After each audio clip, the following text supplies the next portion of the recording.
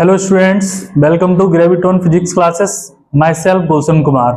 और आज हम पढ़ने वाले हैं इलेक्ट्रिसिटी, जहां पे इलेक्ट्रिसिटी का फर्स्ट लेक्चर में हम लोगों ने देखा था कि चार्ज क्या होता है, उसकी प्रॉपर्टीज और potential difference and electric current, ये सारी चीजें हमने फर्स्ट वीडियो में कवर की थी। आज हमारा सेकेंड वीडियो है और सेकेंड वीडियो में हम लोग कवर करने वाले हैं direction of electric current, how to current flow in the wire, यानी कि करंट की डायरेक्शन कैसी होती है और प्लस वो किस तरीके से वायर में वो फ्लो होता है। ठीक है, इलेक्ट्रिक सर्किट क्या होता है, symbols of electric component, circuit diagram, ohm's law और verification of ohms law. Ohms law को वेरीफाई भी करेंगे। तो ये सारे जो टॉपिक्स हैं वो हम इस वीडियो में कवर करने वाले हैं। ठीक है, तो पेन और कॉपी निकाल लीजिए, हेडिंग लगाइए डायरेक्शन ऑफ इलेक्ट्रिक करंट। ठीक है, निकालिए भाई पेन और पेंसिल, हेडिंग लगाइए डायरेक्शन ऑफ इलेक्ट्रिक करंट। देखो, इससे पहले हमने पढ़ा था इलेक्ट्रिक करंट के बारे में। इलेक्ट्रिक करंट में हम लोगों ने पढ़ा था कि the rate of flow of charge is called electric current, और यहां से एक फॉर्मूला पढ़ा था I is equal to Q upon T. तो आज हम उसी पे चर्चा करने वाले हैं। अच्छा, यहाँ की इसकी जो SI यूनिट की बात की थी तो वो कितनी बनी थी, एम्पियर। और 1 एम्पियर इक्वल टू क्या होता है, 1 कूलम अपॉन 1 सेकेंड। ठीक है, ये सारी चीजें हम लोगों ने पढ़नी थी। और करंट क्या होता है, the rate of flow of charge, है ना। तो आज हम बात करेंगे कि डायरेक्शन ऑफ इलेक्ट्रिक करंट, कि आखिर करंट की डायरेक्शन क्या होती है और ये मूव कैसे करता है। देखिए, इलेक्ट्रिक करंट अगर डायरेक्शन की बात की जाए तो द कन्वेंशनल या द डायरेक्शन ऑफ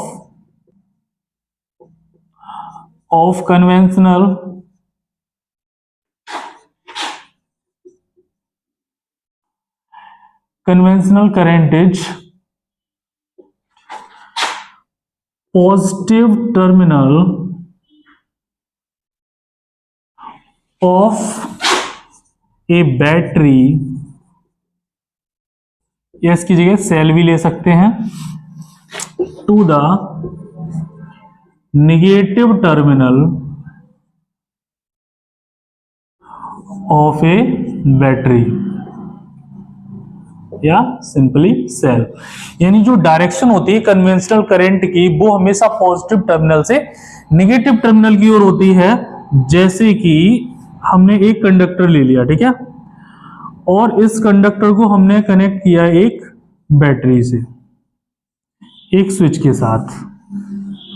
तो जैसे हम स्विच को प्रेस करेंगे तो जो डायरेक्शन है इलेक्ट्रिक करंट की, वो पॉजिटिव टर्मिनल से नेगेटिव टर्मिनल की ओर करंट जो है वो फ्लो होगा। अगर हम यहाँ पे कोई भी बल्ब वगैरह अगर कोई चीज हम ले लें तो हम देखेंगे कि जैसे ही हम स्विच को प्रेस करेंगे करंट फ्लो होना स्टार्ट होगा, और करंट को हम आई से रिप्रेजेंट करते हैं। तो ये जो करंट है वो पॉजिटिव से नेगेटिव की ओर मूव होना स्टार्ट हो जाएगा। क्यों? क्योंकि चार्ज जो होता है, चार्ज मतलब जो नेगेटिव चार्ज होता है वो नेगेटिव से पॉजिटिव की ओर मूव करता है, लेकिन जो करंट की डायरेक्शन को हम लेते हैं वो पॉजिटिव टू नेगेटिव लेते हैं। ठीक है, किस तरीके से ये करता है तो अभी हम देखेंगे कि how to current flow in the wire, कि आखिर वायर में करंट किस तरीके से फ्लो होता है। फिलहाल इतनी चीज क्लियर हुई, जो डायरेक्शन है इलेक्ट्रिक करंट की वो हमेशा positive terminal to negative terminal लेते हैं, लेकिन वहीं जो चार्ज फ्लो करता है नेगेटिव चार्ज, तो वो नेगेटिव टू पॉजिटिव फ्लो करता है। ठीक है, इतनी बात क्लियर, रफ कर दिया जाए इसको। ठीक है, अब बात करते हैं how to current flow in the wire.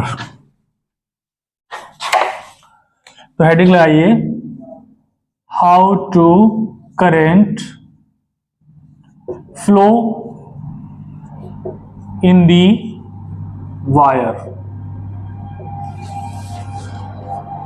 How to current flow in the wire. ठीक है, जैसे कि हम एक कंडक्टर लेते हैं।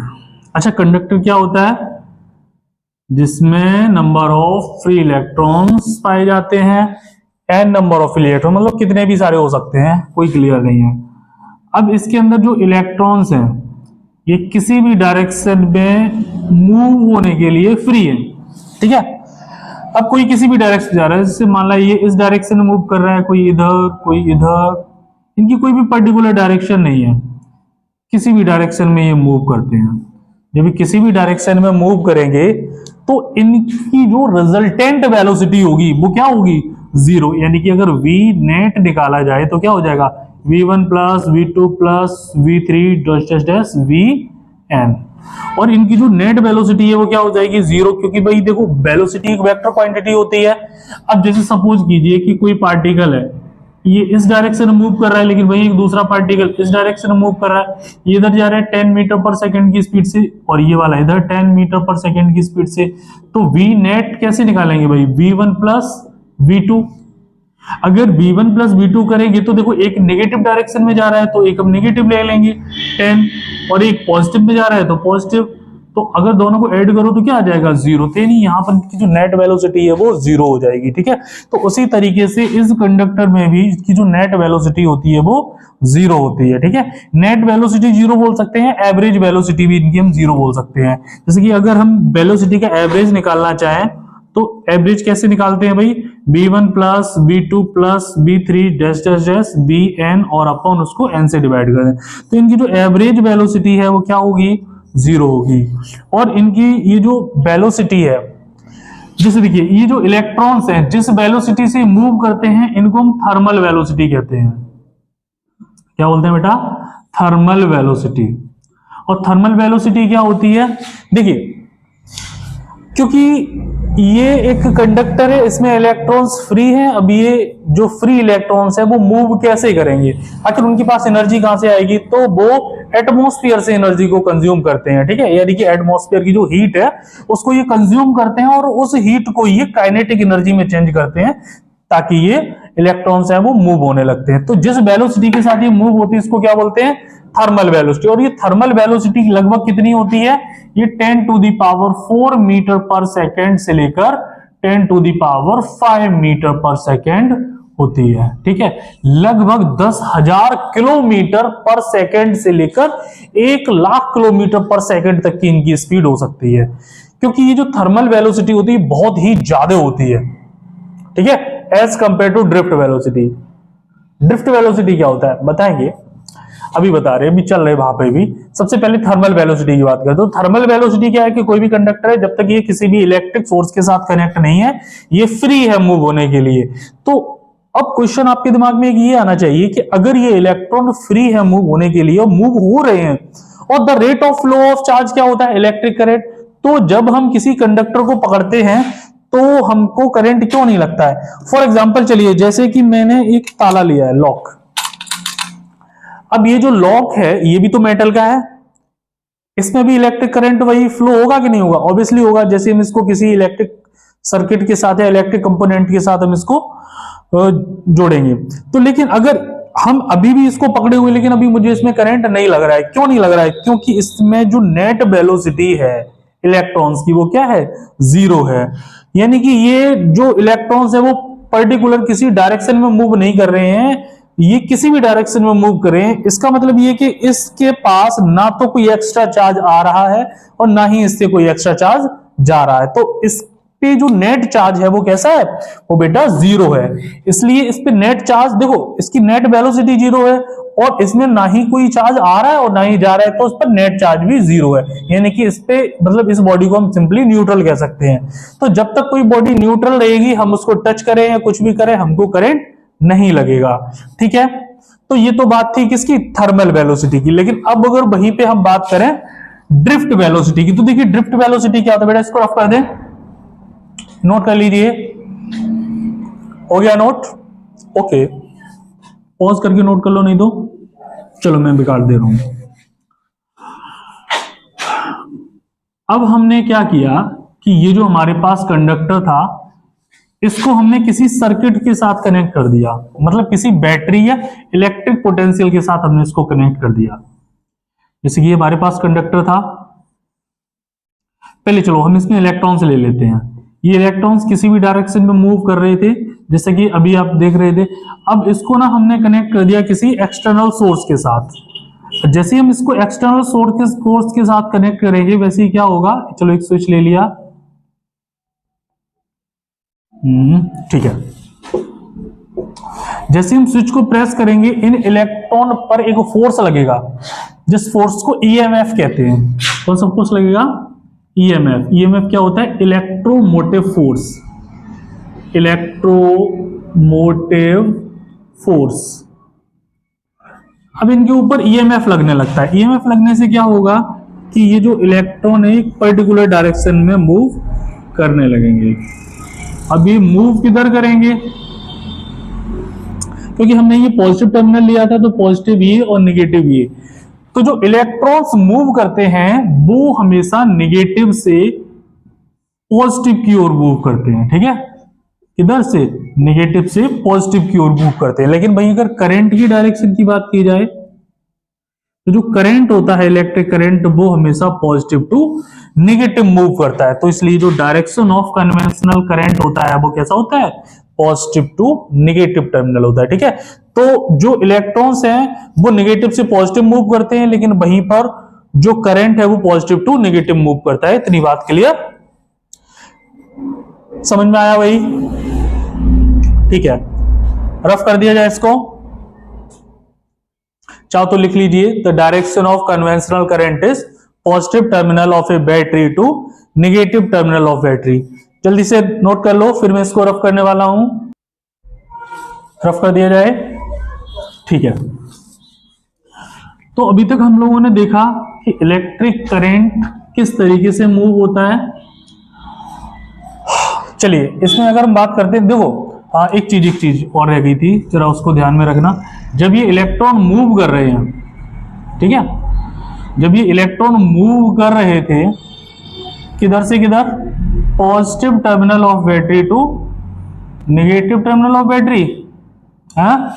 नो सर, इलेक्ट्रॉन्स मूव करते हैं negative terminal of battery to positive terminal of battery.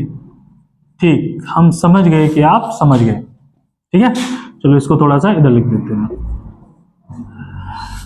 लेकिन जो करंट मूव कर रहा था वो positive terminal of battery to negative terminal of battery, इस तरीके से मूव कर रहा था। अभी आपने देखा, तो ये जो चार्जेस मूव कर रहे हैं किस वेलोसिटी से कर रहे हैं? तो इनकी इस वेलोसिटी को बोलते हैं drift velocity. Drift velocity.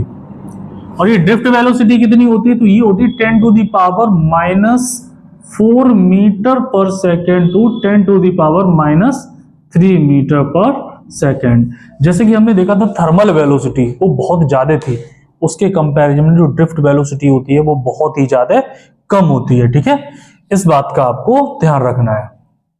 Okay, अब रफ कर दें। ओके ठीक है, चलिए आगे हम लोग बात करते हैं electric circuit. Electric circuits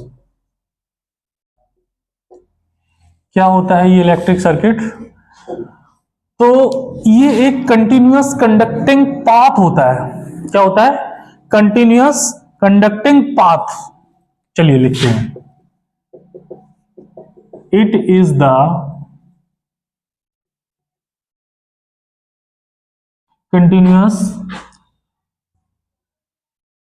conducting path, continuous conducting path consisting of wire resistance, या resistors ले लो, wire resistor, switch और कोई भी इलेक्ट्रिकल कंपोनेंट। ठीक है, ईटीसी। तो ये अगर सारे कंपोनेंट्स मिलकर एक पाथ को कंप्लीट कर रहे हैं तो उसको हम क्या बोलते हैं? Electric circuit. फॉर एग्जांपल, चलिए जैसे कि हमने ली एक बैटरी, इसके साथ एक ले लिया पिन स्विच, यहां से हमने कनेक्ट कर दिया एक एमीटर, एमीटर के साथ साथ हमने एक रेसिस्टर ले लिया। अब देखिए रेसिस्टर क्या होता है? रेसिस्टर कोई भी इलेक्ट्रिकल कंपोनेंट हो सकता है। ठीक है, और वोल्ट मीटर को हम हमेशा पैरेलल में कनेक्ट करते हैं। और इस तरीके से हमने कोई एक सेटअप बना लिया। इस सेटअप को हम क्या बोलेंगे? Electric circuit. ठीक है, इस सर्किट को क्या बोलेंगे? इलेक्ट्रिक सर्किट, जहां पे जो डायरेक्शन है कन्वेंशनल करंट की वो किधर से किधर होती है? Positive terminal to negative terminal of battery. ठीक है, तो इसको क्या बोलते हैं हम लोग? इलेक्ट्रिक सर्किट, जहां पे कुछ मेन इंपॉर्टेंट चीजें होती हैं। एक तो होता है कंडक्टिंग वायर,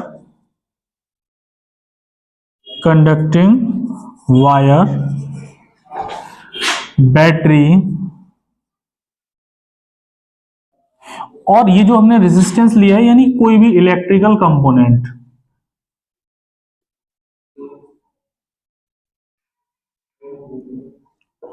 और ये हमारा स्विच। इतनी सारी चीजें होना बहुत जरूरी होता है किसी भी सर्किट को कंप्लीट करने के लिए। ठीक है, नोट कर लीजिए फटाफट। नोट कर लिया? रफ कर दिया जाए? चलिए ठीक है, पॉज करके नोट कर लोगे, नहीं कर पाया तो। अब बात करते हैं इलेक्ट्रिक कंपोनेंट की। चलिए, तो नेक्स्ट हेडिंग लगाइए, इलेक्ट्रिक कंपोनेंट्स।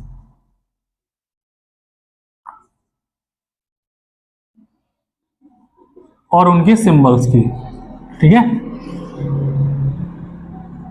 इलेक्ट्रिक कंपोनेंट और उनके सिंबल्स। चलिए, अगर आपको कुछ इस तरीके का सिंबल दिखाई दे, इसका मतलब ये सिंबल किसका है? सेल का। ठीक है, वहीं अगर एक से ज्यादा अगर सेल कनेक्ट मिल जाए तो इसको क्या बोलेंगे? बैटरी। ठीक है, क्या बोलेंगे? बैटरी। वहीं अगर डायरेक्ट सीधा वायर मिल जाए तो इसको क्या बोलेंगे? Connecting wire. Connecting wire. वहीं अगर एक वायर के साथ कोई जॉइंट में तीसरा वायर मिल जाए तो इसको क्या बोलेंगे? इसको बोलेंगे ए वायर जॉइंट या जॉइंट वायर। Joint wire. ठीक है, वहीं अगर आपको कभी कुछ इस तरीके का सिंबल दिखाई दे, ठीक है, ये मतलब सिंपल सी बात, एक वायर ये गया है, दूसरा इसके ऊपर से निकल के गया है। ठीक है, जॉइंट नहीं हुआ है, तो इसको बोलेंगे वायर क्रॉस विदाउट टच, यानी कि crossing of wire, crossing of wire without touch.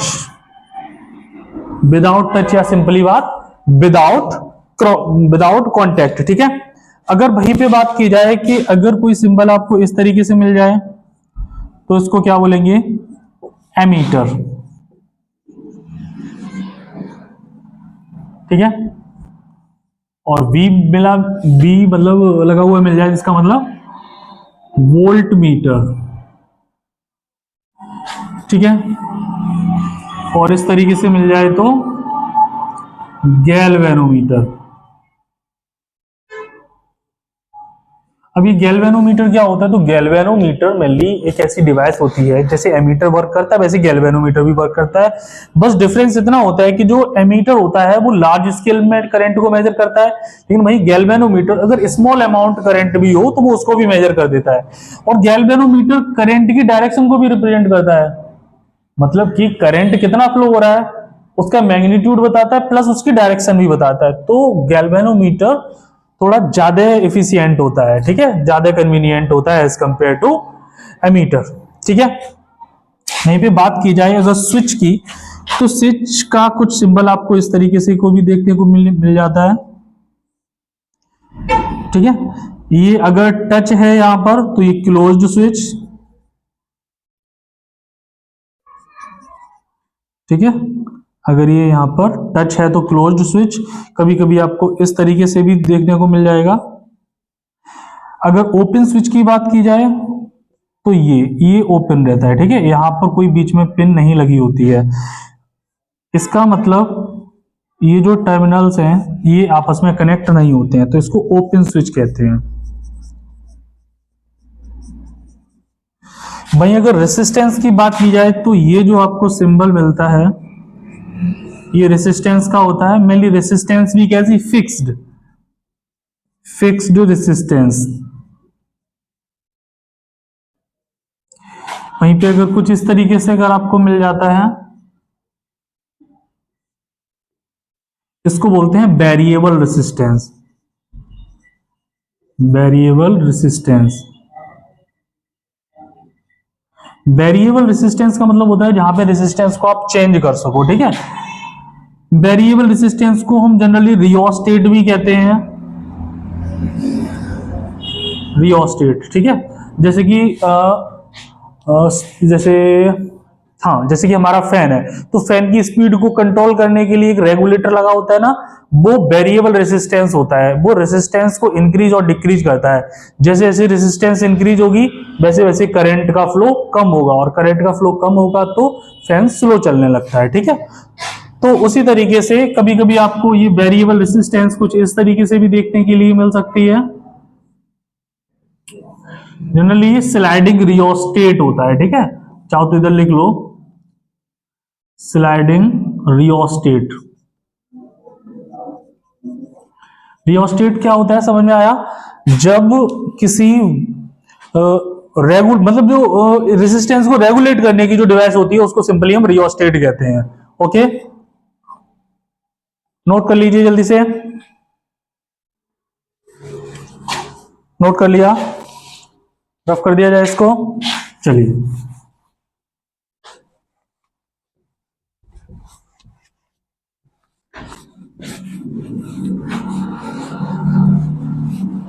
अब बात करते हैं सर्किट डायग्राम की तरफ।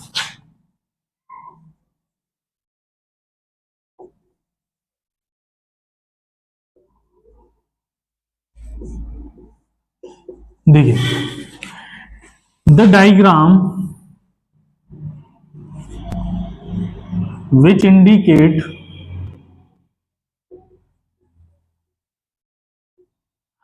how much या how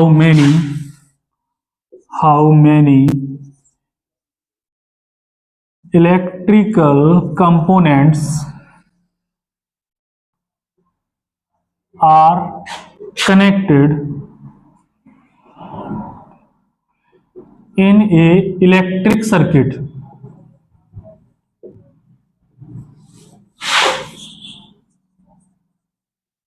is called circuit diagram. मतलब सर्किट डायग्राम क्या होता है कि ये रिप्रेजेंट करने का एक माध्यम है, एक मीडियम है। The diagram which indicate how many electrical components are connected in electric circuit. For example, जैसे क्या क्या हो सकता है, किसी भी सर्किट में क्या क्या कनेक्ट हो सकता है।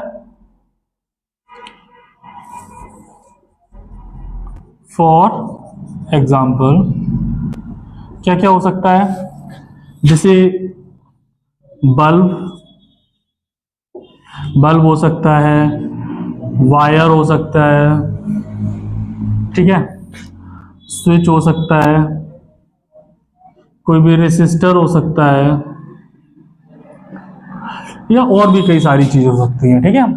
तो ये सारी चीजें सर्किट डायग्राम में हम इंक्लूड कर सकते हैं। जैसे हम कैसे बनाते हैं सर्किट डायग्राम को, सबसे पहले एक बैटरी बनाते हैं, उसको एक स्विच के साथ कनेक्ट करते हैं, और कनेक्ट करने के बाद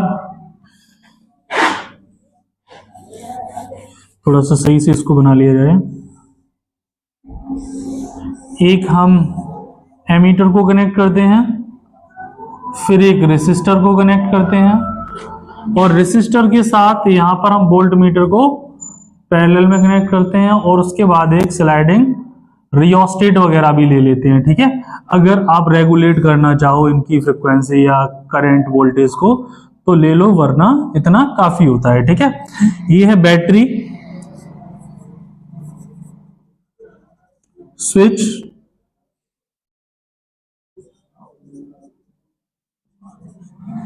एमीटर, वोल्ट मीटर, रेसिस्टर, और ये है जो हमारा वो है क्या है, कनेक्टिंग वायर, कनेक्टिंग वायर। ठीक है, अगर इतनी सारी चीजें आप एक सर्किट डायग्राम में जोड़ देते हो तो यहां से ये पता लगता है कि कितने इलेक्ट्रिक कंपोनेंट किसी भी डायग्राम या किसी भी सर्किट के साथ जुड़े हुए हैं। ठीक है, तो ये क्या होता है, it is the method to indicate the electric component are connected in a circuit diagram. ये नोट कर लिया, रफ कर दिया जाए। चलिए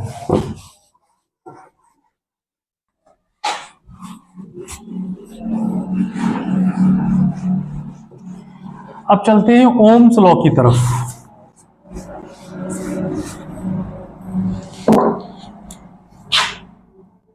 तो हेडिंग लगाइए Ohm's law.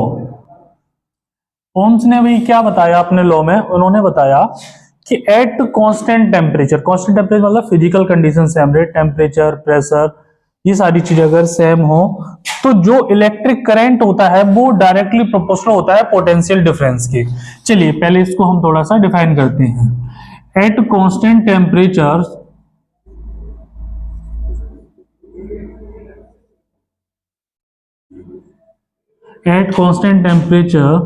the current flow in the wire, कोई भी वायर या conductor, at constant temperature the current flow in the wire is directly proportional to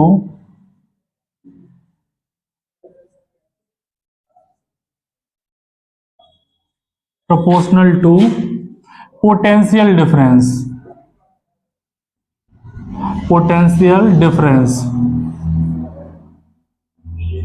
ठीक है, उन्होंने क्या बताया कि यदि टेम्परेचर कांस्टेंट रहे तो उस दौरान जो करंट फ्लो होता है किसी भी वायर में वो डायरेक्टली प्रोपोर्शनल होता है पोटेंशियल डिफरेंस के। यानी कि एट कांस्टेंट टेम्परेचर तो जो करंट फ्लो हो रहा है वो डायरेक्टली प्रोपोर्शनल पोटेंशियल डिफरेंस के। इसका मतलब जो पोटेंशियल डिफरेंस है वो डायरेक्टली प्रोपोर्शनल होगा करंट के। और हमको पता है जब भी प्रोपोर्शनैलिटी का साइन को हम हटाते हैं तो एक कांस्टेंट ले लेते हैं, वो हमने ले लिया आर और इनटू ये आई। आर इज इक्वल टू क्या है, वी अपॉन आई।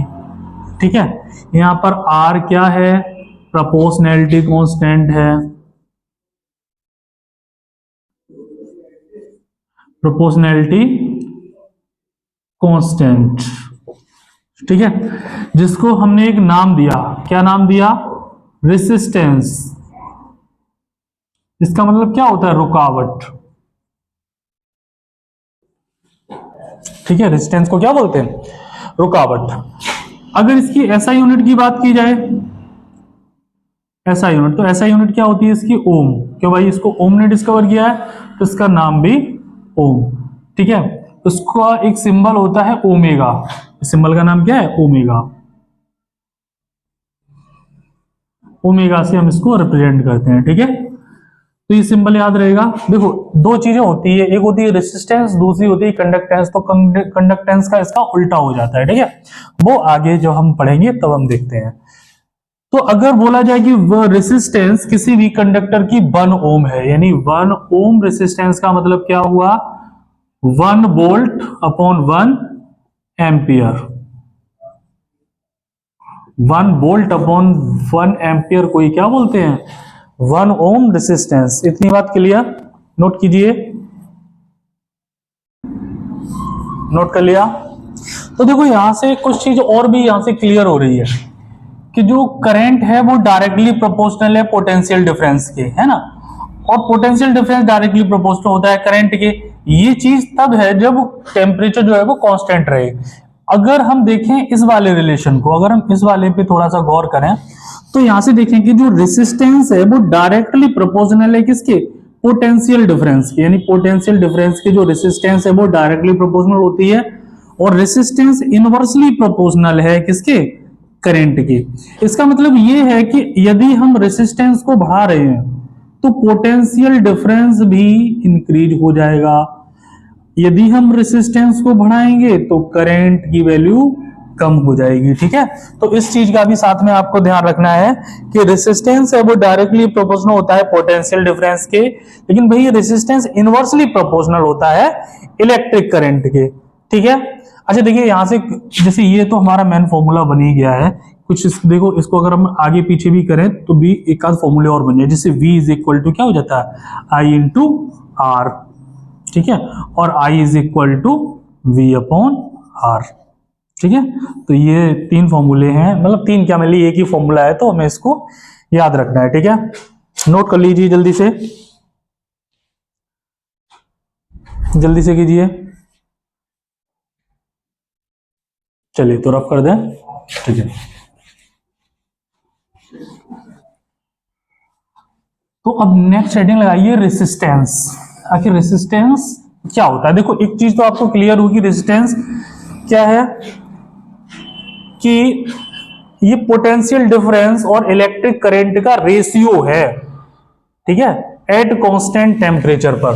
तो हेडिंग लगाइए रेसिस्टेंस, लिखिए इसमें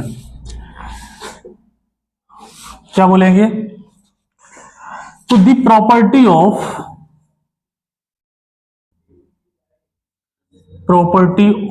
a conductor,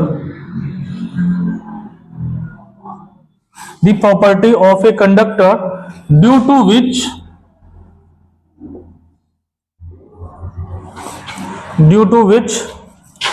it opposes the flow of current या charge.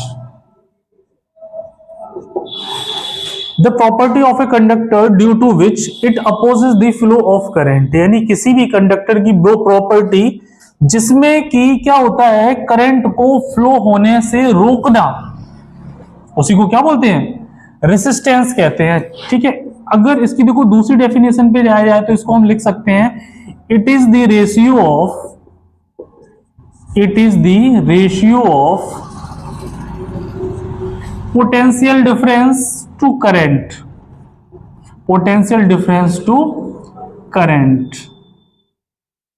Eight constant temperature. ठीक है, पोटेंशियल डिफरेंस और इलेक्ट्रिक करंट का रेशियो है, इसलिए R is equal to V upon I लिखते हैं। तो और इसकी ऐसा यूनिट क्या बताई थी, ओम। ठीक है, और ओम को किस सिंबल से रिप्रेजेंट करते हैं, तो ओमेगा सिंबल से हम इसको रिप्रेजेंट करते हैं। क्लियर? ठीक है, और ये चीज याद रखना कि 1 ओम इज इक्वल टू क्या होता है, 1 वोल्ट अपॉन 1 एम्पियर। ये चीज आपको याद रखनी है। ठीक है, नोट करिए। जैसे कि हमें एक क्वेश्चन दे रखा है, an electric circuit has a 24 volt battery and a resistor of 120 ohm, what will be the current in the circuit. ठीक है, जैसे कि हमें एक रेसिस्टेंस दे रखा है कितने ओम का, 120 ओम का। ठीक है, जिसके साथ एक बैटरी कनेक्ट है 24 वोल्ट की। तो आखिर इस सर्किट में करंट कितना फ्लो होगा, हमको ये निकालना है। तो R is equal to V upon I, this means I is equal to V upon R। V की वैल्यू कितनी दे रखी है, 24 वोल्ट। ठीक है, और रेसिस्टेंस दे रखी है 120 ओम। ठीक है, चलिए इसको कट कीजिए, तो 2 टाइम्स आएगा नीचे 10 और 2 तो आ जाएगा 0.2 एम्पियर। ठीक है,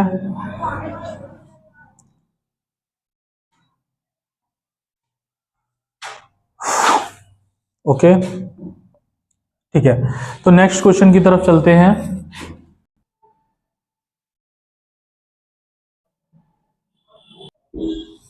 तो चलिए चलते हैं नेक्स्ट क्वेश्चन की तरफ, जहां पे हमें बता रखा है, when a 12 volt battery is connected across an unknown resistor, there is a current of 2.5 milliampere in the circuit. जैसे कि हमें एक रेसिस्टर दे रखा है, तो इसकी हमें रेसिस्टेंस को कैलकुलेट करना है, जिसके साथ एक बैटरी कनेक्ट है जो कि है 12 वोल्ट की। ठीक है। और इसमें जो करंट फ्लो हो रहा है I is equal to 2.5 milliampere है ना, मिली एम्पियर। सबसे पहले हमें करंट को मिली एम्पियर से एम्पियर में चेंज करना होगा। 2.5 मिली एम्पियर, इसको अगर एम्पियर में कन्वर्ट करेंगे तो क्या हो जाएगा, 2.5 डिवाइड बाई 1000। भाई मिली एम्पियर को एम्पियर में करेंगे तो डिवाइड बाई 1000, और डिवाइड बाई 1000 को हम लिख सकते हैं 10 टू द पावर -3 एम्पियर, ठीक है। और वैल्यू हमें वोल्टेज की दे रखी है 12 वोल्ट, यानी पोटेंशियल डिफरेंस दे रखा है। अब हमें निकालना है क्या, रेजिस्टेंस, तो R इज इक्वल टू लगा सकते हैं V अपॉन I। तो R is equal to V की वैल्यू कितनी है 12, और करंट दे रखा है 2.5 इंटू 10 टू द पावर -3। तो R इज इक्वल टू ये 12 अपॉन 2.5 और इंटू 10 टू द पावर, ये -3 का था ना, अब ये ऊपर पहुंचेगा तो कितना हो जाएगा, प्लस का 3। चलिए आगे इधर लिख लेते हैं। तो R इज इक्वल टू, देखिए नीचे से अगर हम पॉइंट हटाएंगे तो ऊपर 0 लग जाएगा, तो 120 अपॉन 2.5 और पॉइंट तो खैर हट ही गया, तो ये बचा 10 टू द पावर 3। चलिए भाई 25 को जरा इससे हम डिवाइड करें तो कितना जाएगा, तो R इज इक्वल टू, चलो 5 से डिवाइड करो, 5 5 जा 25, 5 2 जा 10, 5 4 जा 20, ठीक है। तो ऊपर है 2 4 और इंटू ये देखो 3 0, और इसमें हम ऐड कर लें डिवाइड बाई 5, ठीक है। अब देखो 5 से या तो इस पूरे को हम डिवाइड करें, या फिर हम 2 से मल्टीप्लाई या 2 से डिवाइड कर दें। इससे क्या होता है, कैलकुलेशन थोड़ी इजी हो जाती है। अगर 2 से इसमें मल्टीप्लाई करोगे तो कितना हो जाएगा, R इज इक्वल टू 48000। अब डिवाइड बाई 5 2 जा 10 हो गया, तो एक 0 से एक 0 कट गया, तो रेजिस्टेंस बराबर 4800 ओम, ठीक है। समझ में आया क्या किया, सबसे पहले हमें करंट दे रखा था 2.5 मिली एम्पियर, जिसको हमने एम्पियर में कन्वर्ट किया 10 टू द पावर -3 से मल्टीप्लाई करके। अब V हमें 12 वोल्ट दे रखा था, resistance equal to V upon I। V की हमने वैल्यू रखी 12 वोल्ट, और नीचे करंट की value 2.5 into 10 to the power -3। इसको सॉल्व करने पर हमें मिल जाता है रेजिस्टेंस, ठीक है। बाकी कैलकुलेशन आप कर लेना, ठीक है। आई होप क्वेश्चन समझ में आया, ठीक है। नोट करो, फिर अगले क्वेश्चन की तरफ चलते हैं। देखिए हमारा नेक्स्ट क्वेश्चन क्या बोल रहा है, what potential difference is needed to send a current of 6 ampere through an electrical appliances having resistance 40 ohm, ठीक है। जैसे कि हमें एक रेजिस्टेंस दे रखी है 40 ओम, तो 40 ओम के हमारे दो टर्मिनल, एक हमारे टर्मिनल ए और ये टर्मिनल बी, ठीक है। तो ए टर्मिनल से बी टर्मिनल की ओर आखिर हमको जो करंट फ्लो करना है I इज इक्वल टू दे रखा है 6 एम्पियर। तो पोटेंशियल डिफरेंस कितना चाहिए होगा इसको मूव कराने के लिए, तो आपको पता है V इज इक्वल टू क्या होता है, I इंटू आर, मल्टीप्लाई कर दीजिए। करंट दे रखा है 6 एम्पियर और रेजिस्टेंस है 40, तो कितना हो जाएगा 240 वोल्ट, ठीक है। सिंपल था, ठीक है। तो इस टाइप से क्वेश्चन भी आ सकते हैं जिन्हें आप आसानी से सॉल्व कर सकते हैं, ठीक है। चलिए अब चलते हैं हमारा next topic, verification of Ohm's law. इसको रफ कर दिया जाए, सिंपल था, आई होप कि हो गया होगा, ठीक है। रफ कर दें, ठीक है। अब चलते हैं वेरिफिकेशन ऑफ ओम्स लॉ। आखिर ओम ने ये जो अपना लॉ दिया है इसको वेरीफाई भी तो करके बताए भाई, कैसे किया। तो ओम्स ने क्या बताया था कि at constant temperature current is directly proportional to potential difference. चलिए भाई देखते हैं, तो हेडिंग लगाइए verification of ohms law. Ohms law,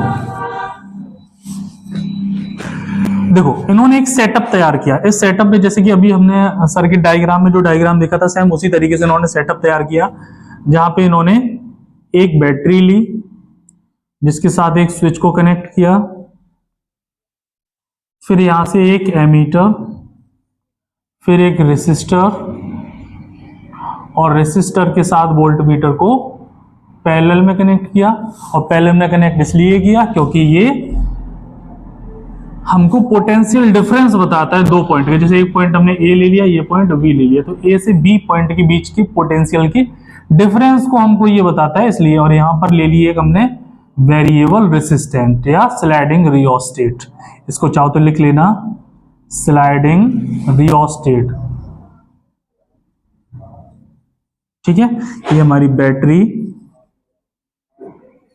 और ये की एमीटर, ये हमारा एमीटर है, ये वोल्ट मीटर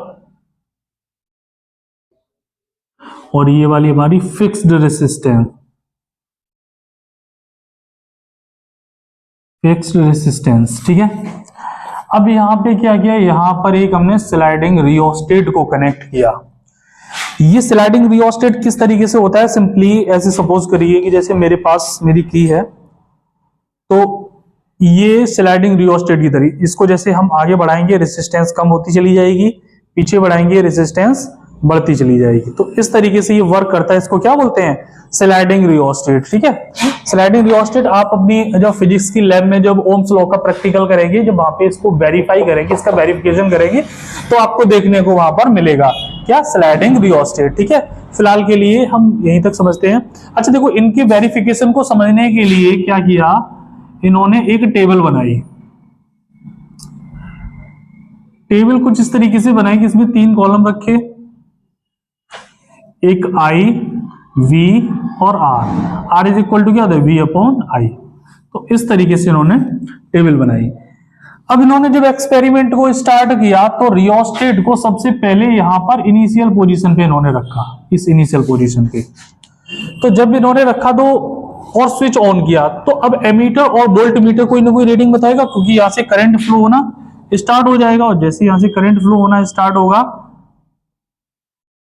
चाहो तो ऐसे करके रिप्रेजेंट कर लो इसको, आई, जैसे इसमें करंट फ्लो होना स्टार्ट होगा, थोड़ा सा सही से कर लो, ठंडा हो गया। ठीक है, करंट इस तरीके से इसमें फ्लो होना स्टार्ट हो गया। अब जैसे इसमें करंट फ्लो होना स्टार्ट होगा, वैसे ही क्या होगा कि करंट और वोल्टेज यानी एमीटर और वोल्ट मीटर कोई ना कोई यहां पर हमें रीडिंग देंगे। और जैसे ही रीडिंग देंगे वैसे ही हम क्या देखेंगे कि करंट ने, मतलब जो एमीटर था, सपोज करिए कि उसने रीडिंग दी 0.5 एम्पियर, तो वोल्ट मीटर ने उस टाइम रीडिंग दी 1 वोल्ट। अगले टाइम हमने रियोस्टेट को थोड़ा सा आगे की तरफ स्लाइड किया, जैसे ही आगे की तरफ स्लाइड किया, एमीटर और वोल्ट मीटर ने फिर से रीडिंग देना स्टार्ट किया। एमीटर ने सपोज कीजिए कि इस बार रीडिंग दी 1 एम्पियर, उस टाइम वोल्ट मीटर ने रीडिंग दी 2 वोल्ट।